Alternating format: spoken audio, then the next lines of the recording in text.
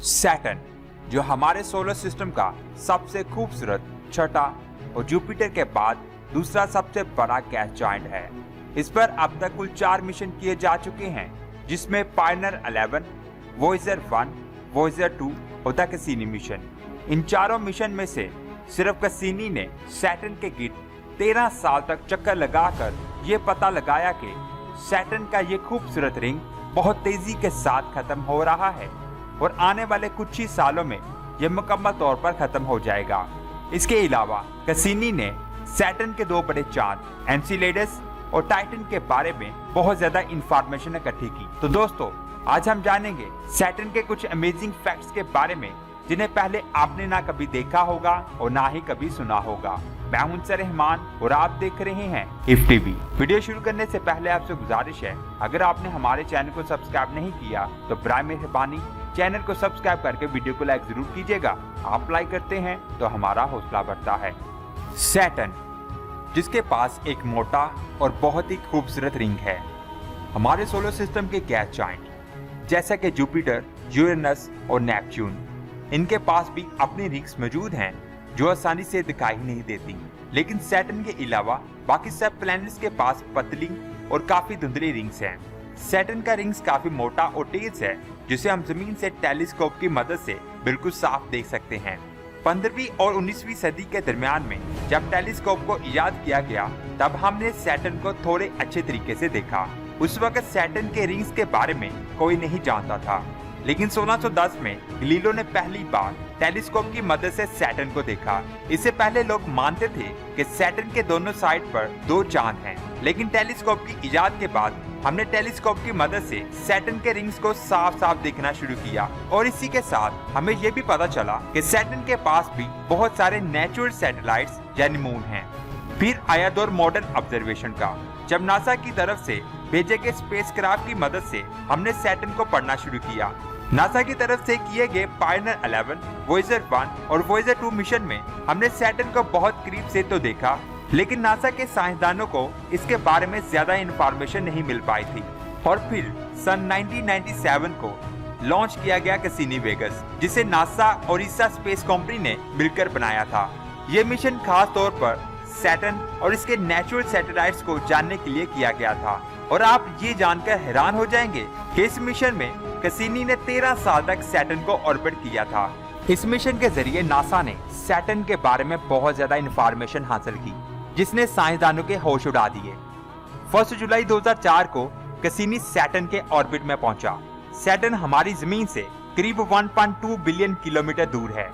ये जुपिटर और जमीन के दरमियान की दूरी का 2 गुना फासला है।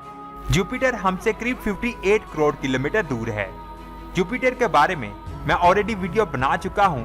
अगर आप इसके बारे में जानना चाहते हैं तो लिंक आपको नीचे डिस्क्रिप्शन में मिल जाएगा। सैटर्न के ऑर्बिट में पहुंचते ही कैसिनी का पहला मिशन था इसके रिंग्स की तस्वीरें लेना।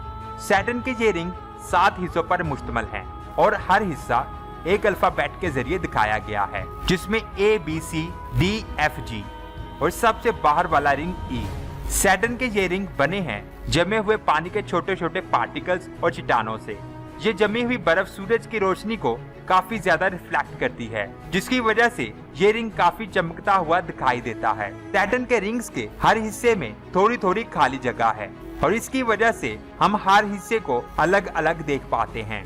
कैसिनी की वजह से पहली बार हमने इस रिंग को बहुत करीब से देखा।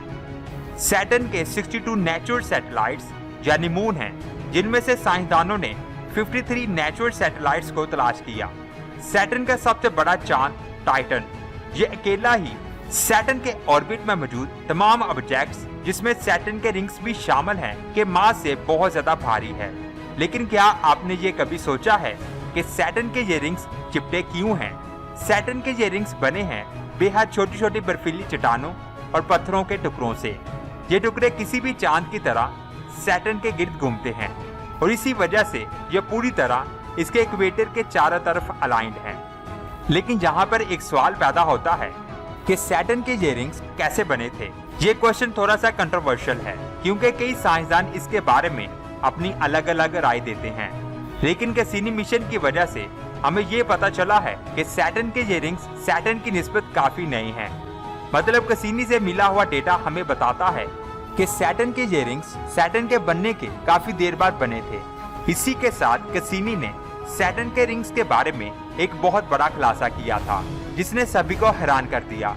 कैसिनी ने हमें ये दिखाया कि सैटर्न के ये रिंग्स बहुत तेजी से खत्म हो रहे हैं, क्योंकि सैटर्न के ये रिंग्स बहुत छोटी छोटी बर्फीली चट्टानों से बने हैं। इसलिए सूरज से आने वाली अल्ट्रा वायलेट लाइट्स इन बर्फीली चट्टानों से टकराकर इन्हें वाटर के मॉलिक्यूल्स में बदल देती है।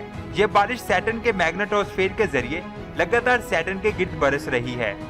इस बारिश को रीम्स रिंग कहा जाता है। जब पहली बार इस बारिश को नासा के वॉयेजर मिशन के दौरान देखा गया था, तब साइंसदानों ने यह अंदाजा लगाया था कि इस तरह से सैटर्न का ये रिंग्स आने वाले 30 करोड़ सालों में पूरी तरह से खत्म हो जाएगा।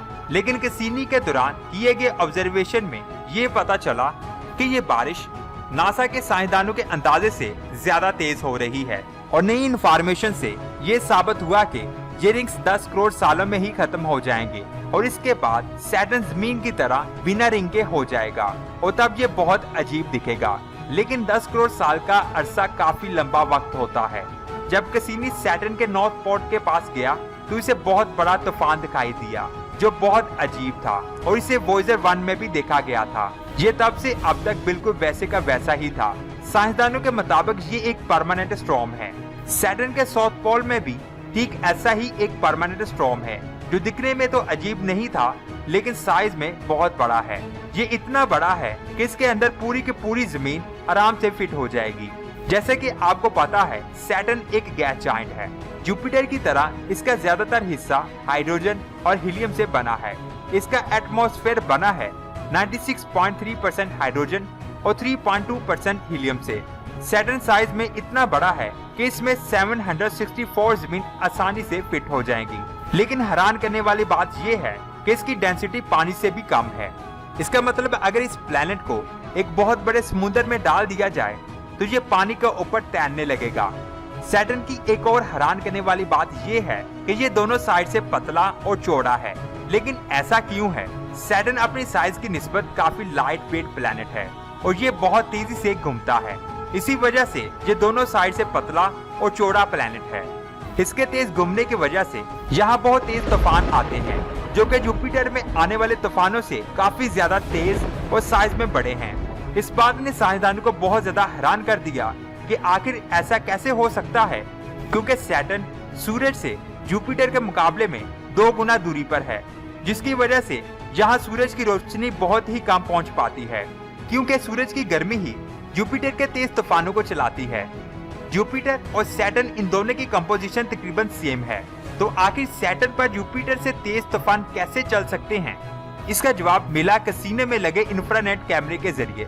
जब सैटर्न को देखा गया, जो हमें सैटर्न के अंदर निकलने वाली गर्मी को दिखा रहा था, तो इसे हमें पता चला कि सैटर्न से निकलने वाली गर्मी इस पर पड़ने वाले सूरज की गर्मी से 2 गुना ज्यादा थी, और इसी गर्मी की वजह से सैटर्न पर बहुत तेज तूफान आते हैं। साइंसदान सैटर्न के बारे में जितना जान रहे थे, उनकी दिलचस्पी उतनी ज्यादा बढ़ रही थी। सैटर्न के पास एक लिक्विड कोर है, जो इसके मैग्नेटोस्फीयर की वजह से बनता है। लेकिन सैटर्न का मैग्नेटिक फील्ड जुपिटर की निस्बत बहुत ही छोटा है, और हमारी जमीन के मैग्नेटिक फील्ड से थोड़ा कमजोर भी है। लेकिन सैटर्न में जो सबसे अजीब चीज है, वो है इसका इंटीरियर। इसका इंटीरियर भी जुपिटर की तरह है। जैसे जैसे आप सैटर्न के एटमॉस्फेयर के अंदर जाएंगे, इसकी गर्मी और एटमॉस्फेयर का दबाव बढ़ेगा। इसका टेम्परेचर करीब 11,700 डिग्री सेल्सियस तक जा सकता है, जो कि सूरज की सतह के टेम्परेचर से 2 गुना ज्यादा है। सैटर्न जो सूरज से करीब 1.4 बिलियन किलोमीटर की दूरी पर है, तो इसका औसतन टेम्परेचर करीब -178 डिग्री सेल्सियस है। वही इसका अंदरूनी टेम्परेचर इतना ज्यादा, तो आप ये सोच सकते हैं कि इसके अंदर का प्रेशर कितना ज्यादा है, जो इतनी गर्मी पैदा करता है, जिसकी वजह से सैटर्न पर बहुत ही तेज और बहुत बड़े तूफान आते हैं। तो दोस्तों, आज की वीडियो आपको कैसी लगी, नीचे कमेंट्स करके अपनी राय का इज़हार जरूर कीजिएगा। अगर आपको वीडियो अच्छी लगी है, इस वीडियो को लाइक करके अपने दोस्तों के साथ जरूर शेयर कीजिएगा, और ऐसी अमेजिंग इन्फॉर्मेशन वीडियो को देखने के लिए हमारे चैनल को सब्सक्राइब करके बेल आइकन को जरूर प्रेस कीजिएगा, ताकि आपको आने वाली नई वीडियोस का नोटिफिकेशन मिल सके। अपना बहुत सारा ख्याल रखें। आपको तो संसार मार को इजाजत दे। खुदा हाफिज।